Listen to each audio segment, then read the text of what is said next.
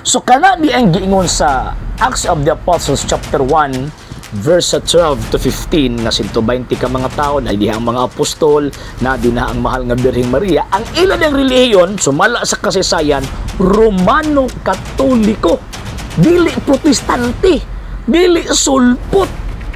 Mo na nga maglagot gining mga sulpot basta magbasa ta og kasaysayan nganuman kay ato ang masabtan, ato ang mahibaw-an nga kanang ginatid sa balaang kasulatan refer na sa Romano Katolikong Iglesia concerning sa iglesyang gipunting sa balaang kasulatan. Walay gitawag og lain. Muna nga atong mga higala nga mga dili Katoliko, hinay-hinay na mo pamiyaan ang inyong pundok. Ano man sa inungdan nga kamo ray giilad ana inyong mga pastor din na gitugod ra nagtao. Giparehistro na sa inyong pastor niya ipangkon-angkon nga iya na sa Ginoo. Pero ang tinuod ay sila ra pay gatukod ana.